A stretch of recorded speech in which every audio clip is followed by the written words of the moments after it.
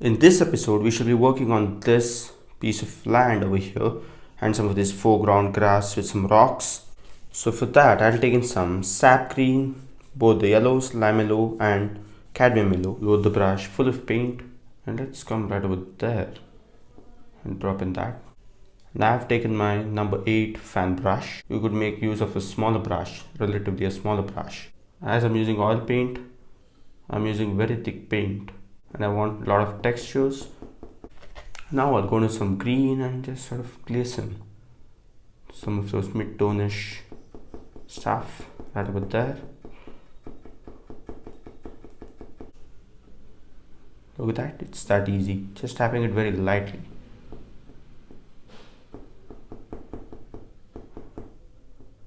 Want it to look pretty soft. And then we'll go back to that lime yellow, mostly lime yellow.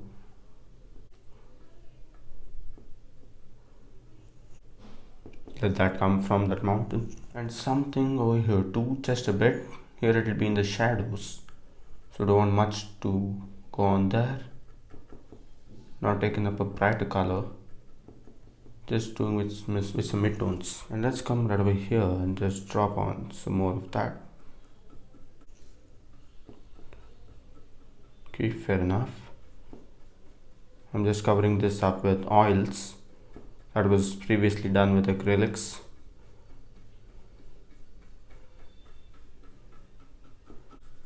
Look at that, just like that. Just here and there, not much. And something's gonna come right over here too, in the form of reflections. Make sure to leave in some gap between the water and the land. Let's sort of blend them.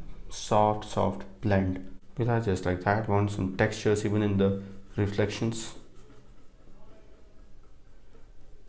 Now with another flat brush, let's come right over there. Let's drop in the shadows and the midtones on that piece of mud. Look at that, it starts looking three-dimensional just by adding in some shadows, that is separations between the grass and the mud. And now with a worn out flat brush, a modified one, let's drop in some of that textures and shadows, some more of those grasses growing on there, skip some spots. And now let's take in some white and just sort of place in the highlights on those. Look at that, that adds up to the contrast. And now we'll go back to that flat brush and let's drop in the waterline. I've taken in some midnight black and I'm following the angles, directions in which they go. Now with that same brush, I've wiped off that brush and now let's come over here and let's place in the shadows.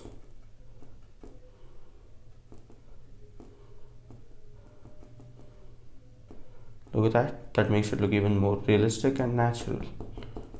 Then we'll go with some white, lime yellow, cadmium yellow, yellow ochre.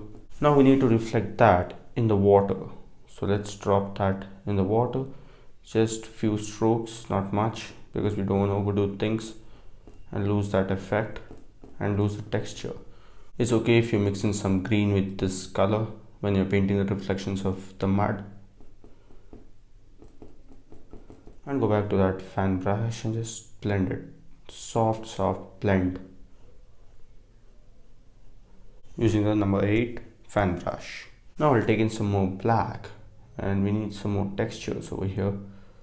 So it's going to drop it right over there, very gently. Barely touching the surface. And now I've taken in some brown and white, cadmium yellow, lime yellow and yellow ochre. And let's come over here and sculpt in our rock. And we also get the textures at the same time. I'm using the modified flat brush. Go back, reload the paint with a different color. Now I'll mix in some black and some brown. Let's come right over there and drop in the shadows, not applying too much of pressure. And now we'll switch over to a smaller brush, that is the detail round brush. Let's drop in some more details. So now I've taken my rigger brush with some cadmium yellow, lime yellow and sap green along with some linseed oil, that is paint thinner. Let's come right over here and drop in some grass in the foreground. I usually find it comfortable to start off from the bottom and work towards the top. Take off the excess oil. So we want that thin and fine strokes. You could even make use of a liner brush. Going to take off some excess paint from there and translate it like that. Do not add too much of oil or paint thinner. Add in some white and let's see if that works. Yeah, that works. That's going to be the highlight version of it. Make them grow in all directions. Skip some spots. I wouldn't go too bright in the first coat itself.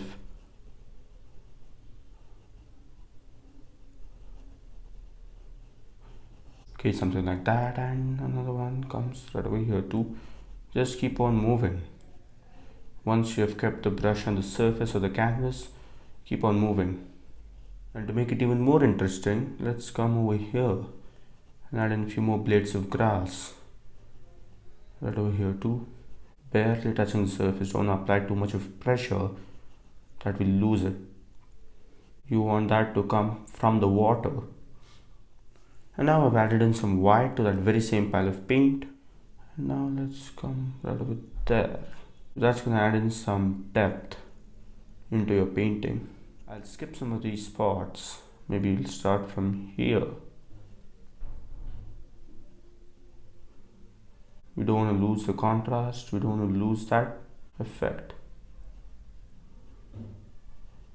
And maybe some things can come over here too, just a bit, just one or two of them. The secret over here is that thin paint sticks over thick paint. Look at that, just like that. The underpainting is not completely dry. Now let's go ahead and paint in the darker blades of grass.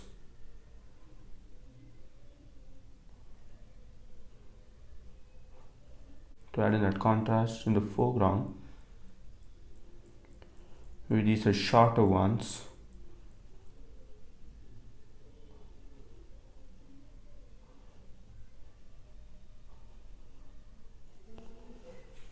Give a flick or two over there.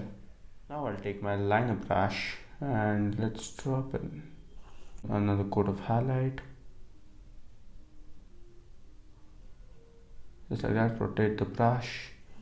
So at most, if you use this brush, you are going to get the thinnest possible stroke, which is very desirable at this moment.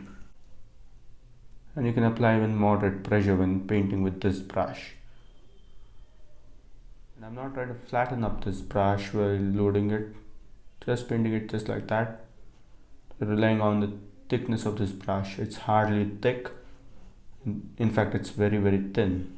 And now I've taken in more of white. And let's drop that color right over here.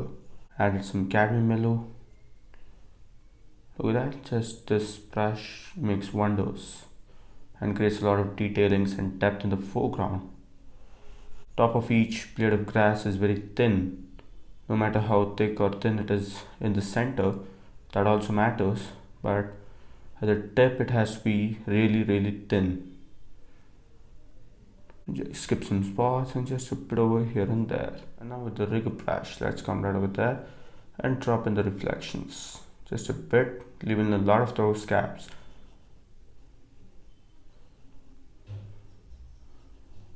That's just like that. Now let's load in some more of that color on that script liner brush. Let's drop in some more of that. Just a bit of reflection action.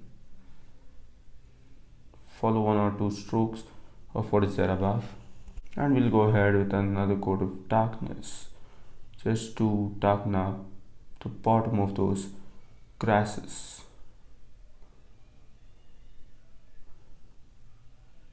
Fair enough. Now I'll take in some black on my modified flat brush. And let's go ahead and refine these reflections just a bit over here and there. And we need some shadows for these rocks. Going to take in some more of that darker paint from there, and let's add in the separation between each rock and make them look more individual.